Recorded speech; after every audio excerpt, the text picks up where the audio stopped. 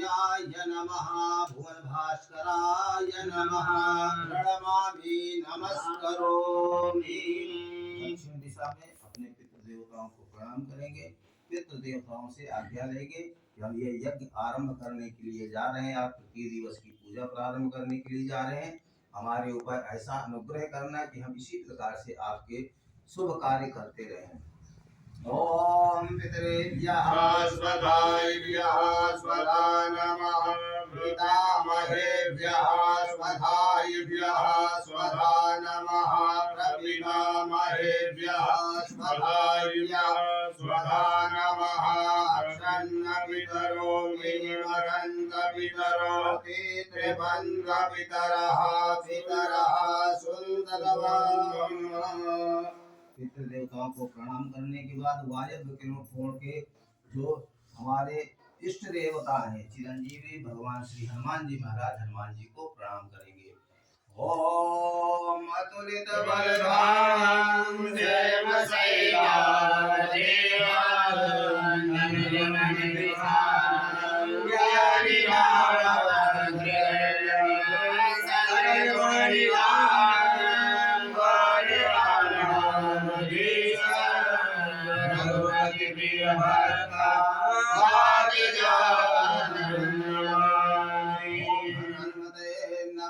पवनपुत्राय नमः श्रीरामदूताय नमः प्रणमामि नमस्करोमि।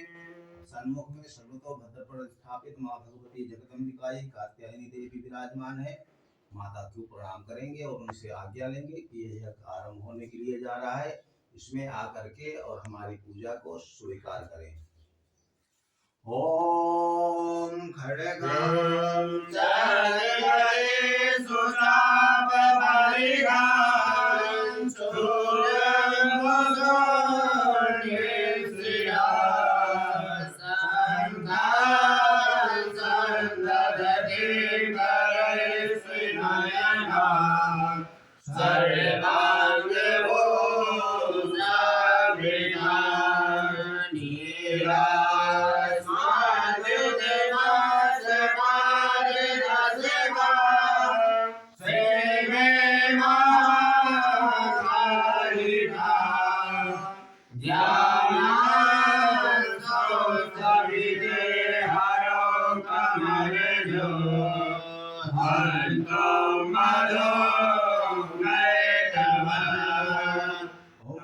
श्री भगवती जगदम्बिकायै दुर्गा देव्यै नमः प्रणमामि नमस्करोमि।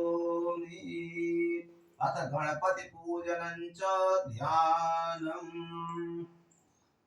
अब भगवान श्री गणेश जी की पूजा करेंगे। सबसे पहले गणेश भगवान का ध्यान करने, वैसे तो कहते हैं कि सबसे पहले गणेश भगवान का पूजन किया जाता है, लेकिन हमने यहाँ बैठ करके क्या किया? सबसे पहले किसकी पूजा की?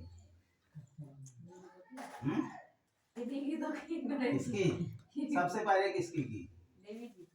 सबसे पहले बैठ करके यहाँ पृथ्वी माता को प्रणाम किया, पृथ्वी का पूजन किया। क्यों? क्योंकि जाने अनजाने में न जाने हमारे द्वारा कितने दिन में पाप होते हैं, कितने अपराध होते हैं, और वो सारे अपराध जो है पृथ्वी में भोगते हैं।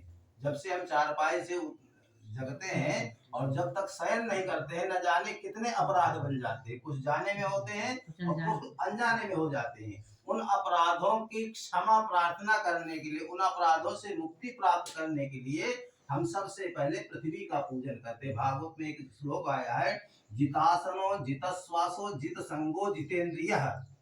यानी कि जब हम किसी पूजा में बैठते हैं, जब तक हम अपने आसन को पवित्र नहीं करते हैं, माता पृथ्वी को प्रणाम नहीं करते हैं, तो किसी भी पूजा में बैठने का हमारा अधिकार नहीं होता है।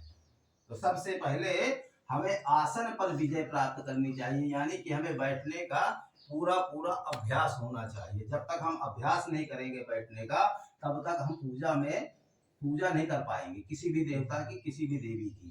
ठीक, तो सबसे पहले हमने पृथ्वी को प्रणाम किया। उसके बाद जो है हम दीप नारायण भगवान को प्रणाम करते हैं। दीपक को क्यों पूजा जाता है? क्यों पूजते हैं? दीपक को पूजने का अर्थ होता है कि ये जो हमारे यज्ञ है और यज्ञ ये हो रहा है, यज्ञ की गवाही जैसे हम जज के सामने कोई मुलजिम जब सामने वहां प्रस्तुत किया जाता है तो उसके सामने जब तक कि कोई गवाही नहीं होगा तब तक उसके जुर्म कबूल नहीं होते हैं। इसी प्रकार से जब हम भगवान का काम करते हैं तो भगवान का काम तो हम कर रहे हैं, लेकिन इसको देख कौन रहा है, इसकी वहां जाकर के गवाही कौन देगा कि हमने ये काम किया है। तो दीप नारायण भगवान अग्नि जो है हमेशा अग्नि साक्षी होता है। विवाह में भी देखा होगा कि अग्नि के ही 7 फेरे लिए जाते हैं। क्यों? क्योंकि वो साक्षी होता है, वहां पर वो गवाह होता है, इसीलिए 7 फेरे लेकर के और 7 जन्मों के बंधन बन जाते हैं। तो हम यहाँ पर अग्नि को जो है साक्षी मान करके और भगवान का पूजन करने के लिए जा रहे हैं। उसके भगवान जो है उसके बाद हम सूर्य नारायण भगवान को प्रणाम करते हैं। क्यों? सूर्य जो है हमें ऊर्जा प्रदान करता है, आरोग्यता प्रदान करता है। ये पवित्री जो हम धारण करते हैं, महिलाओं को वर्जित है, पुरुष लोग जो पवित्री धारण करते हैं, तो पवित्री पहनने का भी केवल एक ही अर्थ होता है। जब हम पवित्री धारण करते हैं, इस तर्जनी उंगली की जो नस होती है वो सीधे मस्तिष्क से जाकर के समाहित होती है, मिलती है।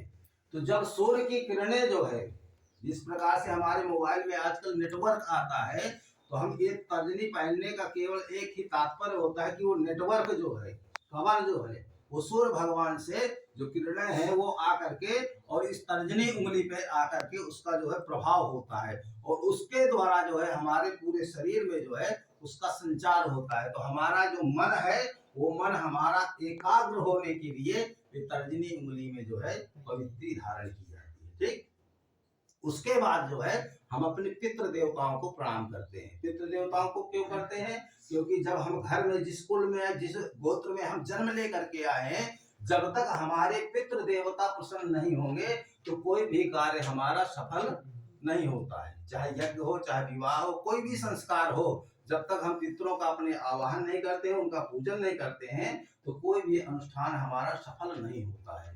एक पितृ देवता, एक कुल देवता।